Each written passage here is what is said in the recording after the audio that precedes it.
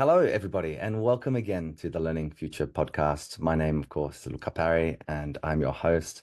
And today we have a wonderful human being to have a conversation with about, well, really a whole suite of different aspects around our world, around education, around well-being, our emotions, and perhaps the way that we think about our learning systems.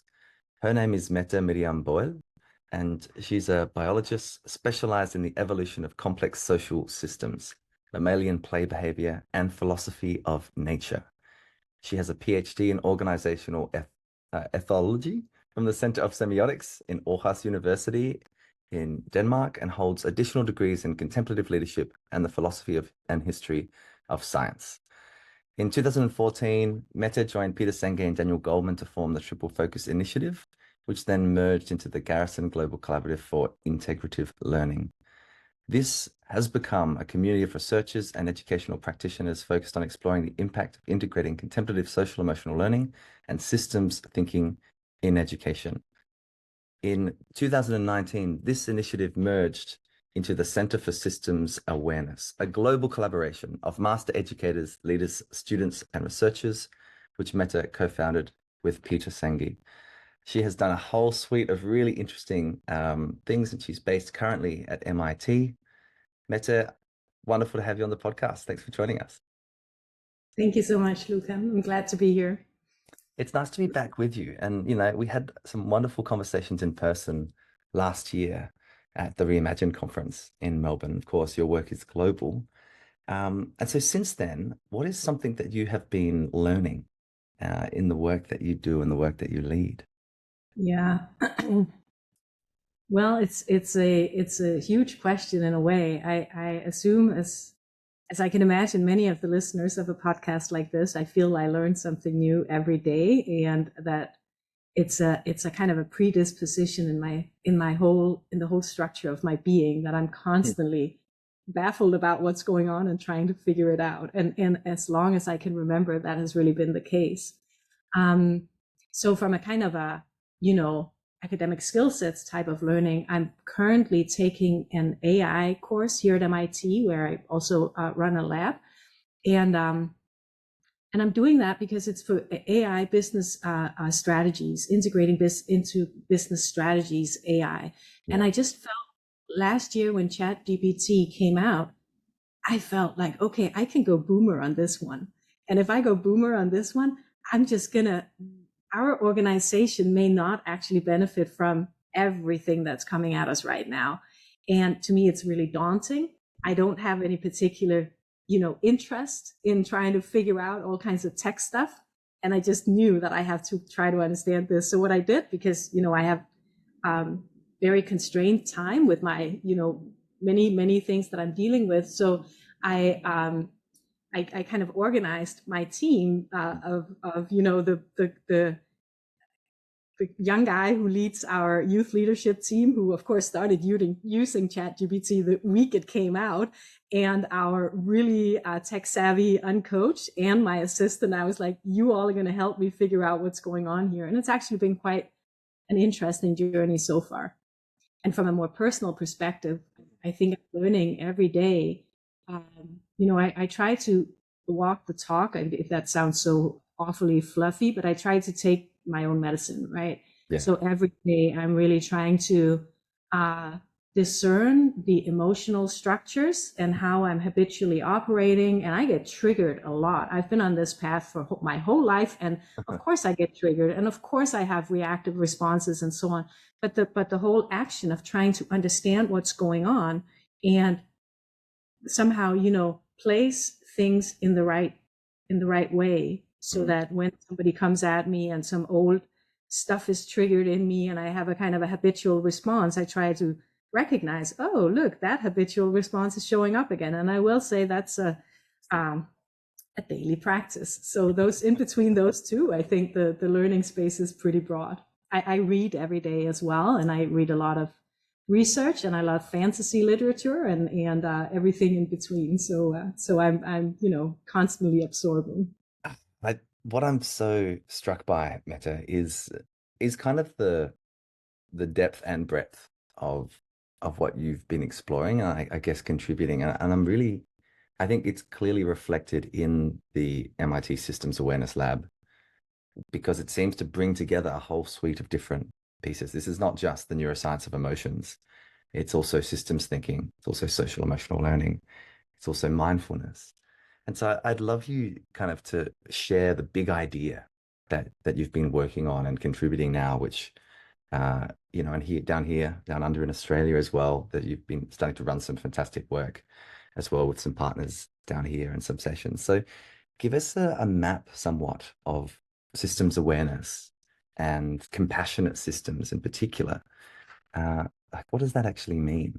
And how might we understand it? Yeah, thank you, Luca. For years, whenever people ask me that question, I told them, "Oh, you should just come to a workshop," because it can be challenging to convey the lived experience of going through something that for many people becomes transformational work. And that is not because of me or something I have created, just to get that straight.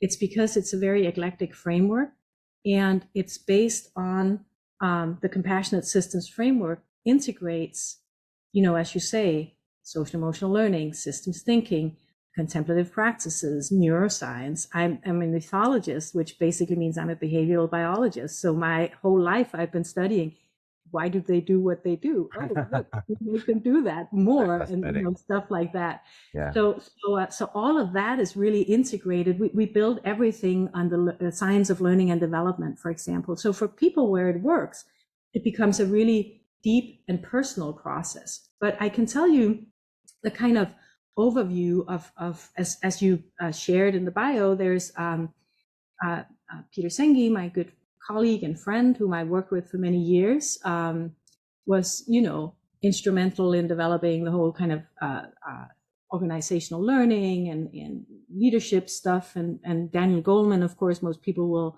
know him for, emotional intelligence and all those things. So he was instrumental in the development of CASEL, the Collaborative for Academic Social Emotional Learning. And they came together and said, oh, we should do SEL, social emotional learning, and systems thinking in education as one thing. And they developed a tiny little booklet like in 2014 called the Triple Focus Social Emotional Systems. That was basically just, here's my idea, you all should go out and do it. And there was no kind of guidelines, there was nothing. And then they realized just before they published it, like, what are we going to do if somebody really wants to do this? And basically, I knew both of them really well. Peter had been on my dissertation committee and so on. So they were like handing over the manuscript to me and be like, can you please figure out what to do with this? And so that's, there was no organization, there wasn't a framework, there was no people involved. There was basically just two old guys with a great idea, right? Mm-hmm. And I looked at it and I was like, I think it is actually a really good idea, because to me, the inner workings of what it means to be a human is a system in its own right.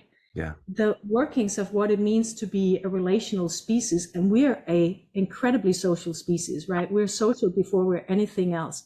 It's a system in its own right. And then there's the complexity of all those larger structures in the world.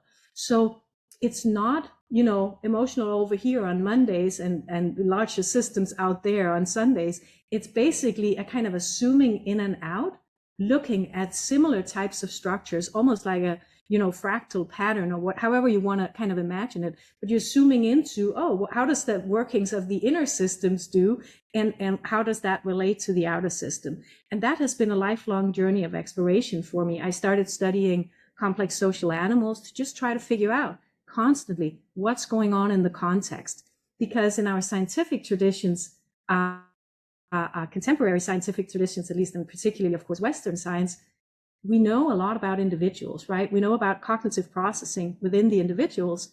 We have no idea what creates the context or the field, as we call it. So the lived experience and the felt experience of what it means to be in spaces with other humans and other species in that way also.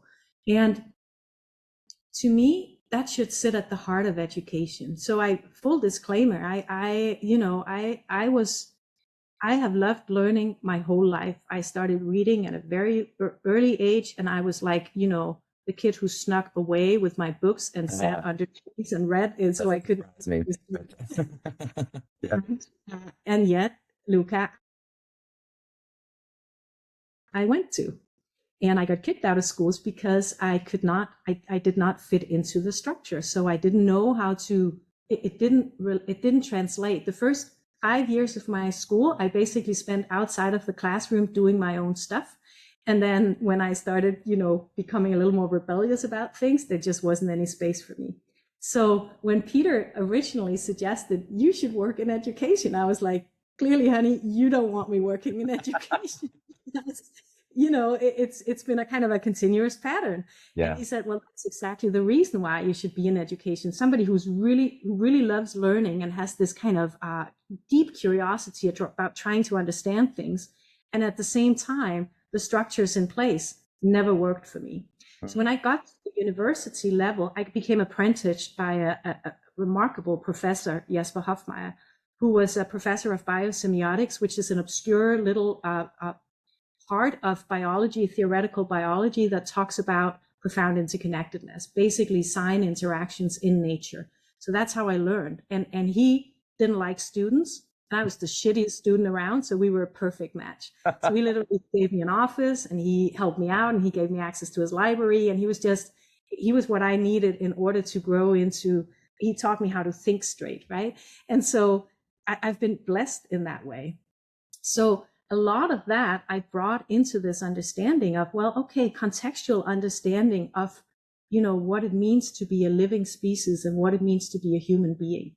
And when I started working in education, there are two reasons why I do that, Luca, and why we do the work that we do at the Center for Systems Awareness. Primarily, I cannot stand by or sit by watching the mental health and well-being of young people, children and young people everywhere on our planet declining this rapidly without trying to do something. I'm a mother and I'm a grandmother, and I do not want my kids and my grandbabies to grow up in a world where people are fundamentally depressed and have never tried anything else. The suicide rates, I mean, the statistics in the US, the decade that led up to COVID, the suicide rates in adolescents, teenagers in the US increased by 100%. The fabric of society is not designed for our young people to thrive. So something really profoundly needs to shift. That's the primary reason for working in education. Yeah. The second reason is, it's a question of longevity. If kids learn to know who they are, to adjust themselves, to have kind of emotional literacy, I could say, oh, I'm actually angry now instead of just acting out.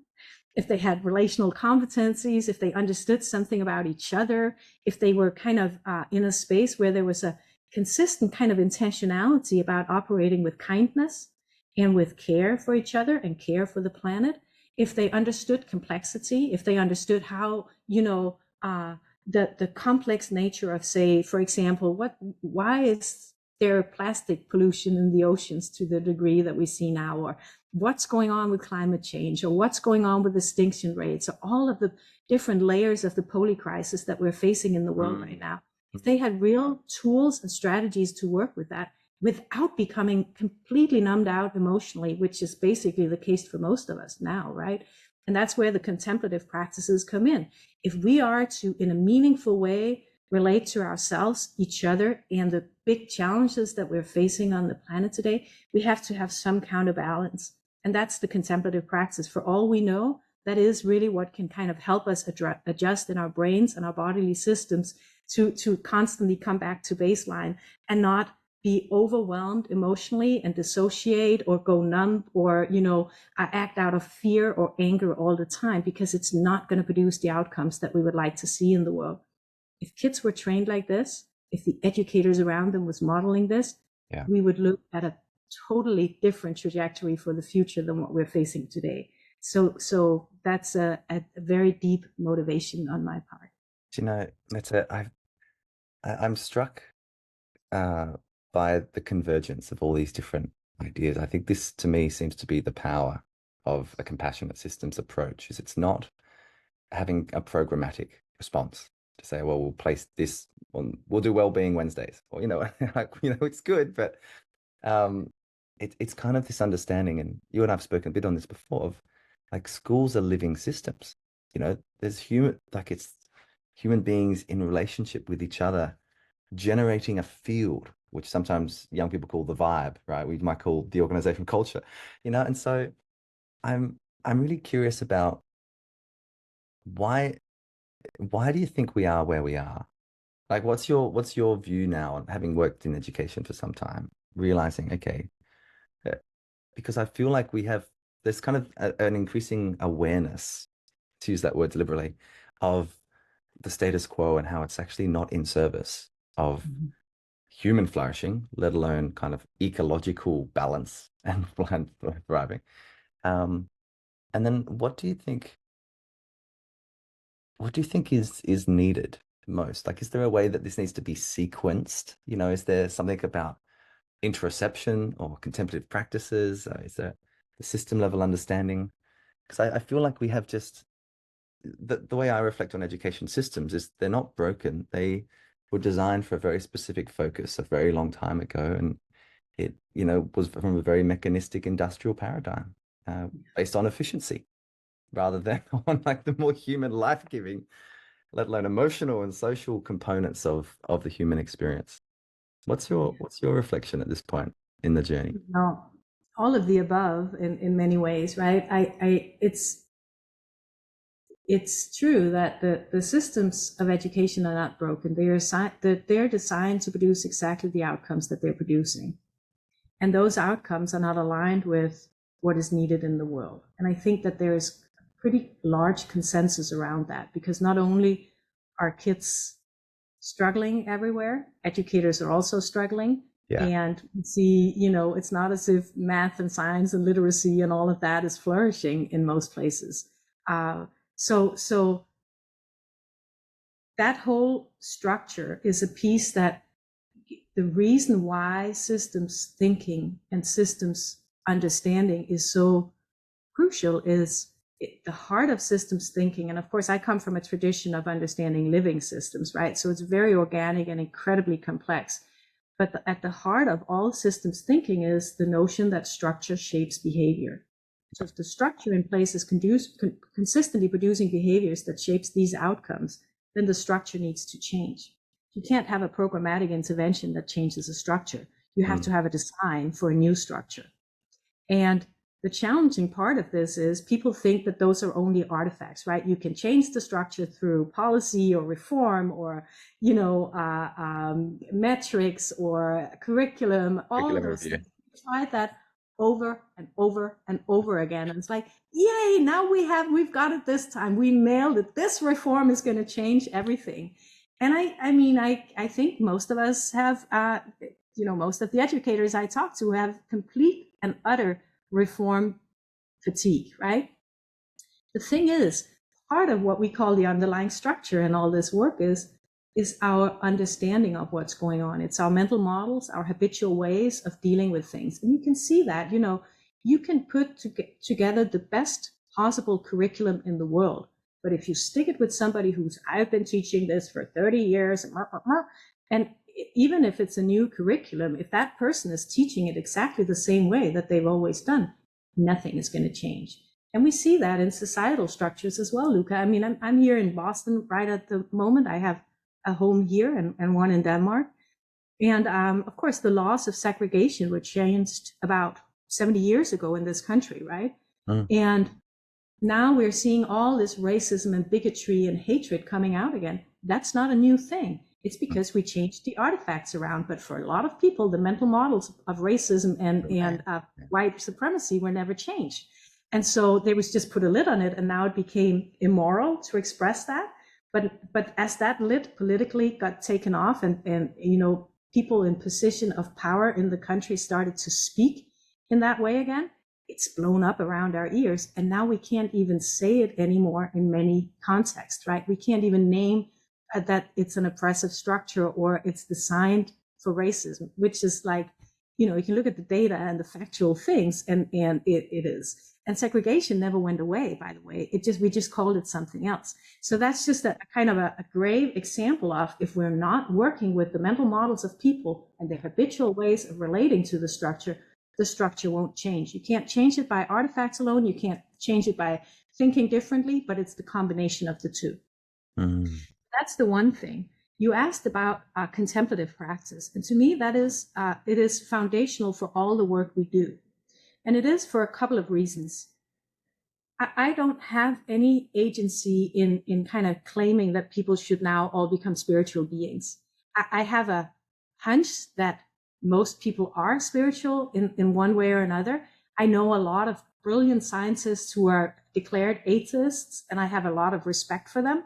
I know a lot of brilliant people who are religious. I know all kinds of people in whatever they identify as. Spirituality for me is something else. It has to do with the recognition of being alive and part of a profoundly interconnected whole on our planet. And I think by and large in our cultures, we've forgotten that that's the case.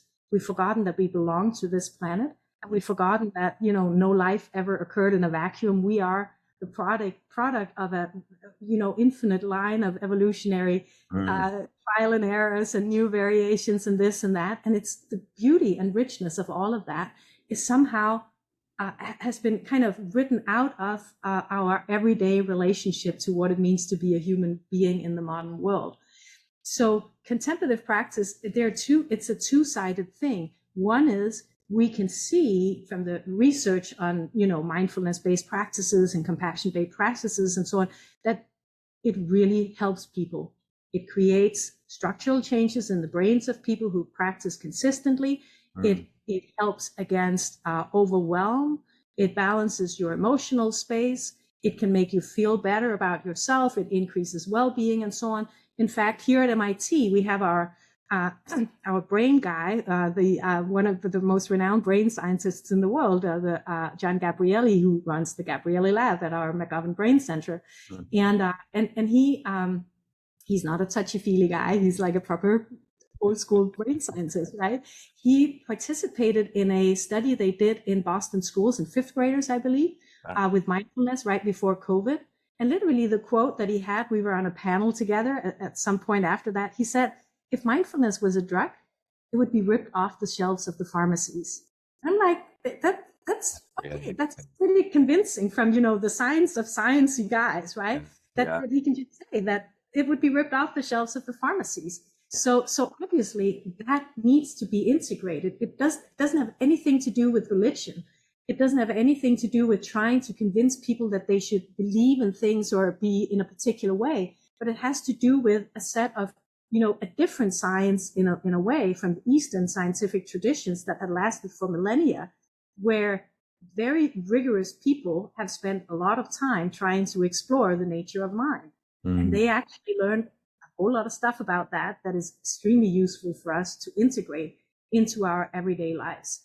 So it's essential that sits at the heart of, understanding who we are, cultivating our awareness, learning to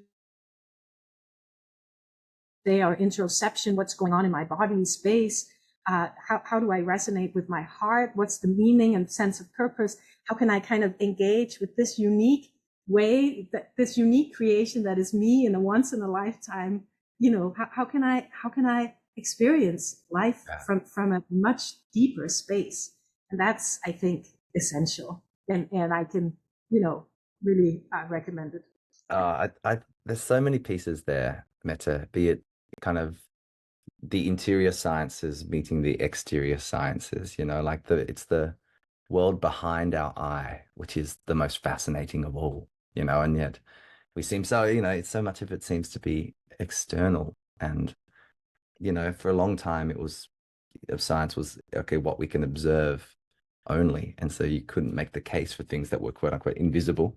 And that's, that of course has shifted significantly, this idea of interoception, even things like polyvagal theory and the regulation of your nervous system. I think about hardworking educators across Australia, across the world, and this idea that even when we speak of things like well-being, sometimes it's just student well-being, and this idea that actually this is a living ecology.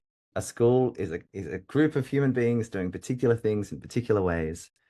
And that, like things like emotion contagion, for example, is such a powerful thing to understand, especially when we have, I would say, a profession that is not elevated to the level that it should be. Yeah. It's all human development. Like it's all that. I mean, that's the central tenet of society, in my view, not necessarily this individualistic paradigm, which I think has gone too far. Yeah. But an individuation process so that you can contribute to the collective. Like what's yours uniquely to do is one of my favorite questions to ask young people, to ask myself, to ask colleagues, because then there's that piece of you're in your life. I can think, Mette, as you talk to, this sense of agency, which we talk a lot about, of course, in school systems. Are you shaping the world around you? Are you being shaped by it? Are you running your technology, or is it running you? And dopamine loops and extractive technologies and a lot of the things that are impacting our mental health. So yeah, what's your sense then of the future? Like if we were to go into 20, let's make it a type future, 2030, right? I'm going to say 2040. But what's the kind of system that you envisage through your contribution and the work of the team and the systems awareness lab? What should even a kind of school feel like, look like, sound like? Yeah. Well, so let me back up just two Sure. steps. You alluded to before, and I think we can't escape just naming that. The old structure, the old paradigm, the paradigm that we've all internalized and grown up in, and we can name it in various ways. Some people call it the capitalist structure or white supremacy or this or that. I'm not really too concerned about the naming. I like just seeing it as the old structure without trying to shame and blame it and so on. It has played its round. I mean, it has produced a lot of magnificent outcomes, no doubts about it. But we can also see that a lot of the side effects of the consequences and side effects of decisions made within this paradigm has led to where the world is today. And it's becoming less and less habitable. We're not sure if we can make it. And it seems as if we've already crossed so many tipping points that there is great uncertainty. I'm not trying to paint a doomsday picture. I'm just being a scientist, right? Right. It's a very uncertain future that we're facing right now.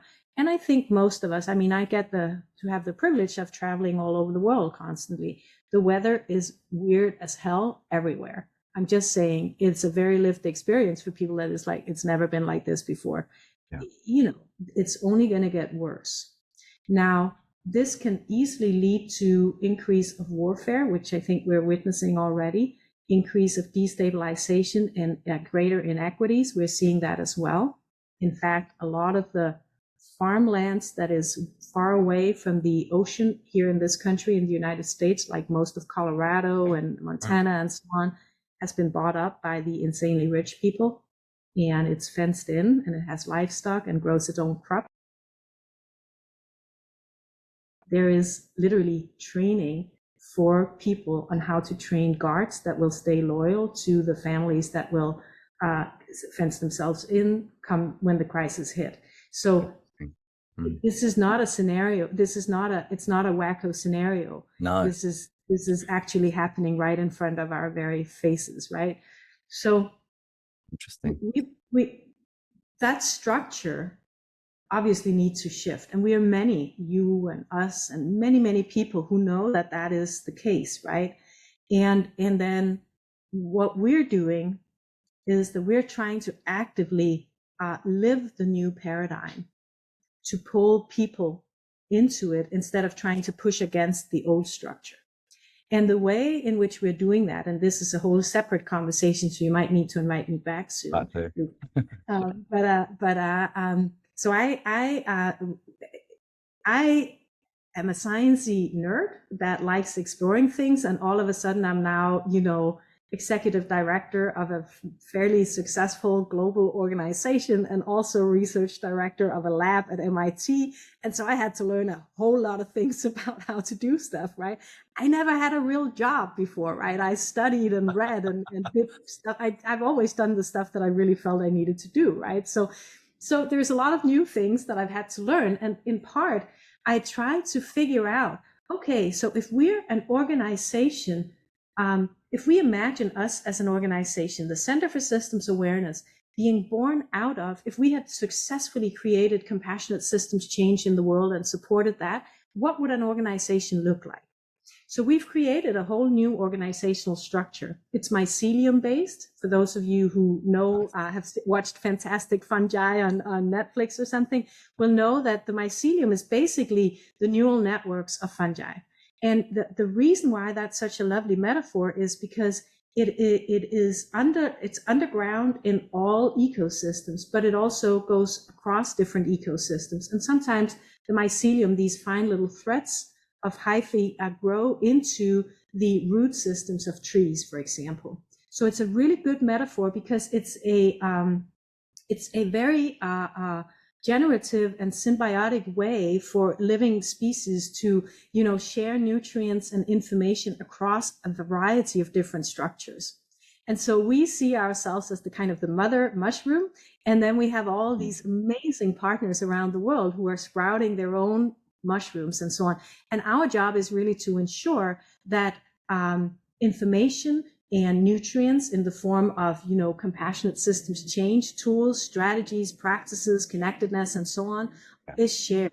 That also means that we're not a separate organization. Everybody who's in this community is by and large in this community. So we don't see ourselves as, now we have to, obviously we have to, be able to pay the wages of our staff and all that, but it's through a generosity and sharing and interconnectedness that we do that. And in this understanding, which is our kind of new way of operating or new way of talking about who we are and how we work and so on, this connection with other people, my vision for this work and for how we can create that structural change is everybody who knows, like you and me, Luca, we meet each other and we immediately know that, I have one of those. There's one of those, right? Yeah. Everybody Found the other. knows things needs to change, and that there is a completely different way in which we can be human beings on this planet that can lead to thriving and flourishing, that can be generative, that can be full of prosperous, generative ideas about how we can collectively deal with all the challenges we're facing, that we live in shared spaces and that we're protecting our nature and our beautiful, beautiful planet. All of that, all of those who know that, we need to somehow come together and make sure that that happens, because it is not going to happen politically. It is not going to happen through activism, which, even though I have the greatest of respect for people who engage in things, is usually driven out of fear or anger or both. No generative changes is going to come out of that. It has to grow out of interconnectedness and compassion. So for us, we call it the Enlivenment Project. And basically what we're trying to do is we're trying to enliven the entirety of the old structure, because then it's going to change all on its own. If enough people in different places in the systems all around the world start to do this, it is actually going to change. And so that's my hope and aspiration, and what I'm really, I've invested my life in trying to do whatever I can to bring that about. Oh, Mette, it's really inspiring. It's one of my favorite reflections is what's present for me. And that is, we are the people we've been waiting for. And it's like, you're the person you're waiting for in your life, it's like this, and that I think calls us back into this moment to really be a leader, to be somebody that is embodying change and facing, in some ways, like the inner world of fear and the emotional states that we can move through to create these more abundant places to be, within to be. Yeah, and we need to do that in community, because individuals, heroic individuals in all the different places in the world, is not going to create the change.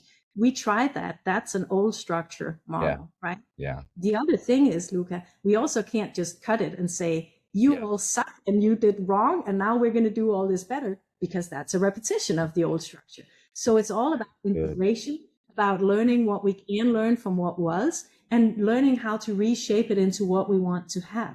And that, I think, is possible. I had hopes for many years that we could still kind of make it before all the tipping points were reached and all of that. I am not sure that that's possible, but I think, and using your own terminology also that I've heard you use before, if we come together with tools, practices, orientations, and a deep understanding of commitment to care, intentional caring about each other and the planet, we can be the regenerative, generation, right? We and the people who are to come are the ones who can actually help at least reconfigure some of all the stuff that's going on right now. And nature is incredible in all its variation and the willingness to adaptability. So if we begin to display that and we begin to model that, I feel certain that nature is going to really be with us on that journey as well. It's actually, it's almost not, I mean, it's the best metaphor, Mette, but it's not even metaphorical. It's just a literal reality that we are nature. We are totally. So it's like, we could use a natural metaphor. It's like, no, it's just a deep realization that. And the weird thing, Luca, is we are nature, right? We came out of nature. We don't know anything but that, and we're killing nature. Yes. Wonder what's going to happen to us when nature dies off. 100%. Let me think about this one. Oh my gosh, Mette, there's so many more things I'd love to talk to you about. Let's. I have a final question for you. As I reflect on the new structures, I think that are emergent across the ecosystems, the learning ecosystem. And of course, I think one of the key characteristics I see is courage. Courage of educators, of leaders, of communities to say, we understand the old structure. It's the safer place to operate in because everything is kind of continuous and self-replicating. But we're going to kind of leap across to this new structure. And I think that's where I find great hope. What would you like to leave our listeners with, Mette, of the ground that we've covered? And I there's so many more things we could get. What's your take-home message that you'd like to resonate in the minds and the bodies of the people that might be listening to us? I think I would leave with an invitation, Luca.